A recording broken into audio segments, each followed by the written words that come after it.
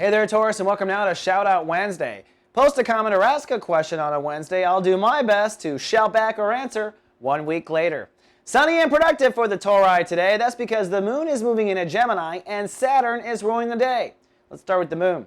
As you probably know from watching Soul Garden, the moon is the focusing agent of our emotions. With the moon moving into Gemini, it puts emotional focuses for Tauruses on what they do best. Soul capital. Making something out of nothing. Tauruses are fantastic at making value out of nothing. That's what your spiritual expertise is. That's what a producer is. They make something out of nothing, right? Farmers, producers, parents, etc. So with the moon in Gemini, it puts emotional focus on your self-esteem and soul capital. The only time I see people go to the dark side of the moon, if you've got some hang-ups about why you're valuable or not. And if you do have hang-ups, Taurus, plug those up. It's time to fix that and move forward. It's time to be productive. It's time for Tauruses to draw in abundance this year. So emotionally, you're in a great spot to be productive and draw in money, which is abundance in spiritual talk.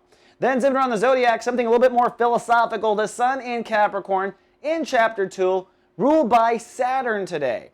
Now Saturn is the decision-making agent of the solar system. It gives us the vibrational strength, courage, or information necessary to cut away from old thinking, old awareness, old consciousness, basically. I look at Saturn like a saw blade up there in space.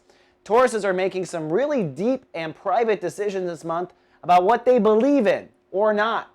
And in chapter 2 of Sun in Capricorn, it's time for Tauruses to make a decision about what you're going to believe in and what you're going to not believe in any further. And I can tell you myself, I've even been in this space myself in the last 48 hours, really deciding that, you know what, I'm not going to think about this or believe in that anymore. I'm going to believe in this. And you may not have proof right away, Taurus. Remember, you got to fake it in order to make it. That's the way the universe works.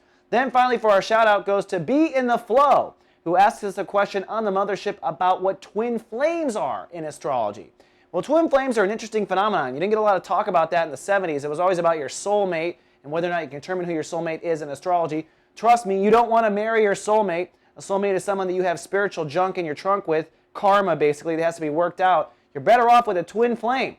But a twin flame can manifest as a best friend forever, as a lover, as a twin, literally paternally, and and that sort of thing. Either way, you can see it in people's chart, by the way. Usually, most of the time, they have almost the same signs, maybe not the same birthday, but in my case, mine is, or maybe the same moon, same rising, and same sun all mixed up. But you can tell in a chart, it's pretty clear that they're the same vibration, but they divide their energy in different ways.